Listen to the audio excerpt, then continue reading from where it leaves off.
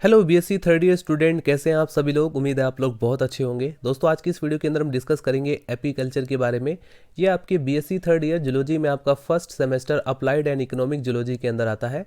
इस सेमेस्टर से ऑलरेडी मैं कई सारी वीडियोस अपलोड कर चुका हूं। अगर आप उन वीडियोस को देखना चाहते हैं तो डिस्क्रिप्शन बॉक्स में आपको लिंक मिल जाएगा, या फिर आप चैनल के अंदर जाएंगे, आपको एक अलग से प्लेलिस्ट मिल जाएगा।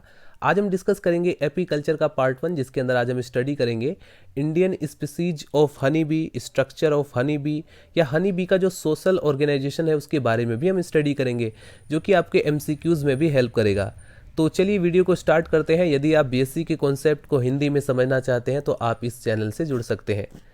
हेडिंग डाल लीजिए Indian species of honey bee, यानी मधुमक्खियों की जो भारतीय जातियां हैं, सबसे पहले हम उसके बारे में पढ़ने वाले हैं। तो भारत में मधुमक्खियों की 3 स्पीसीज मिलती हैं। नंबर फर्स्ट पर है एपिस डोरसाटा, जिसे हम द रॉक बी के नाम से भी जानते हैं। नंबर सेकंड पर आता है एपिस इंडिका, जिसे हम द इंडियन बी के नाम से जानते हैं। नंबर थर्ड पर आता है एपिस फ्लोरी, जिसे हम लिटिल बी के नाम से जानते हैं। सबसे पहले हम डिस्कस करते हैं एपिस डोरसाटा के बारे में, जिसे हम रॉक बी के नाम से जानते हैं। यह एक वाइल्ड स्पीसीज है और इसका जो आकार या शेप या साइज जो होता है वो सभी मधुमक्खियों से अधिक बड़ा होता है। इस जाति की जो मधुमक्खियां हैं वो वृक्षों की ऊंची शाखाओं पर, चट्टानों व छज्जों के नीचे एक बड़ा सा छत्ता बनाती हैं। इनके छत्ते से काफी अधिक मात्रा में शहद मिलता है, लेकिन ये एंग्री नेचर की होती हैं। काफी क्रोधी स्वभाव होने के कारण इनको पालना बहुत मुश्किल काम है।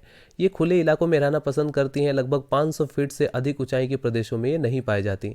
नंबर सेकंड पर आता है एपिस इंडिका, इसे हम इंडियन बी के नाम से जानते हैं। ये छोटे आकार की मक्खियां हैं। ये अंधेरे स्थानों जैसे फॉर एग्जांपल वृक्षों के तनों की कैविटी जो गुहा होती है, मिट्टी की दीवारों आदि के साथ साथ कई समांतर छत्ते बना करके रहती हैं।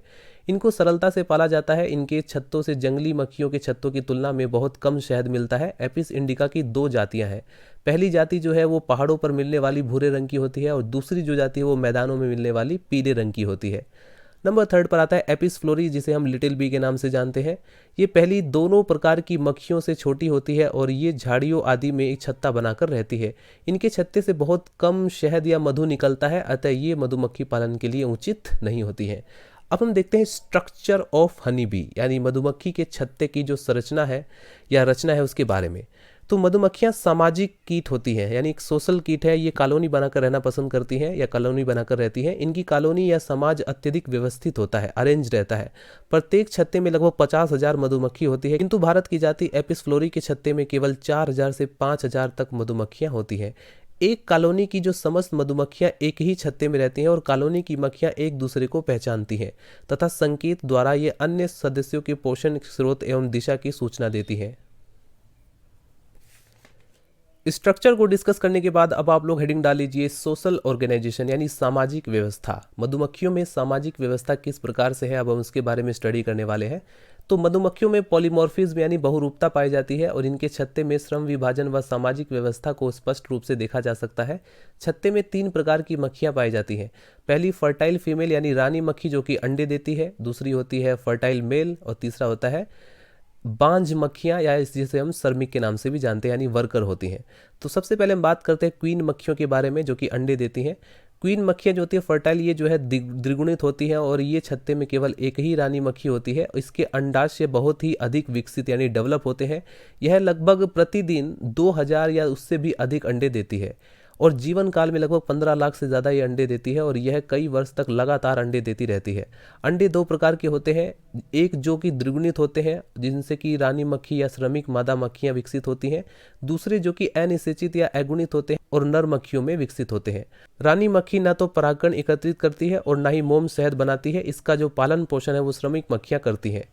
रानी व श्रमिक मक्खियां दोनों ही निषेचित अंडों से विकसित होती हैं, किंतु जिस लार्वा से रानी मक्खी बनती है उसे शुरू से ही एक विशेष प्रकार का आहार दिया जाता है, जिसे हम बोलते हैं शाही जेली या रॉयल जेली कहते हैं।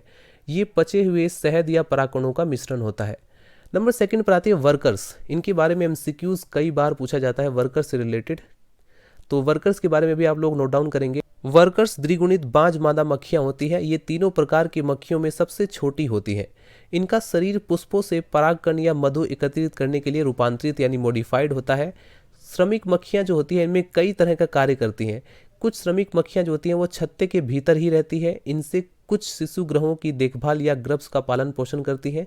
इनमें से कुछ रानी मक्खी का देखभाल करती हैं, कुछ मक्खियाँ राज का काम करती हैं, अर्थात ये जो है मोम उत्पन्न करके नए छत्तों का निर्माण करती हैं। कुछ मक्खियाँ छत्तों की मरम्मत या उनका देखभाल करती हैं। कुछ मक्खियाँ छत्ते की सफाई करती हैं और ये छत्ते से अपशिष्ट पदार्थ, जितना भी वेस्ट मटेरियल होता है, उनको बाहर फेंकती हैं। कुछ मक्खियाँ पंक्तियों में रह करके पंखों को हिलाती रहती हैं जिससे कि छत्ते के अंदर स्वच्छ व ताज़ी हवा आ सके। कुछ भंडार की देखभाल करती हैं। ये बाहर से आने वाली जो श्रमिक मक्खियाँ से परागकण या मधु या जल आदि को लेकर के उन्हें छत्ते के अंदर सुरक्षित करके संग्रहण यानी स्टोरेज करती हैं। कुछ मक्खियाँ चौकीदार या रक्षक का कार्य करके छत्ते की अन्य जीव जंतु से रक्षा करती हैं। इसके बाद आती हैं ड्रोन्स। ये अगुणित नर मक्खियां हैं। ये लैंगिक रूप से उर्वर होती हैं और प्रत्येक छत्ते में दार तक ड्रोन रहते हैं। ये रानी या श्रमिक के बीच आकार के होते हैं। सूर्य के प्रकाश के समय ये छत्ते के आसपास मंडराते हैं। ये बहुत कम समय के लिए जीवित रहते हैं। ये अनिषेक जनन द्वारा अनिषेचित अंडों से विकसित होते हैं। ये पुष्पों से मधु या परागकण का संग्रहण नहीं कर सकते, इसीलिए इनका पालन पोषण भी श्रमिक मक्खियों द्वारा ही होता है। दोस्तों नेक्स्ट वीडियो के अंदर हम डिस्कस करेंगे life history of honey bee. Honey bee के लाइफ हिस्ट्री को हम नेक्स्ट वीडियो के अंदर कवर करेंगे, जो कि एक इंपॉर्टेंट टॉपिक रहता है। इसके बाद हम डिस्कस करेंगे एपीकल्चर को और भी ज़्यादा डिटेल में। तो मिलते हैं नेक्स्ट वीडियो में। वीडियो पसंद आए तो लाइक करें, चैनल को सब्सक्राइब कर दें अगर आपको इसी तरह की और भी वीडियोस चाहिए तो। मिलते हैं नेक्स्ट वीडियो में। Bye bye, Tata.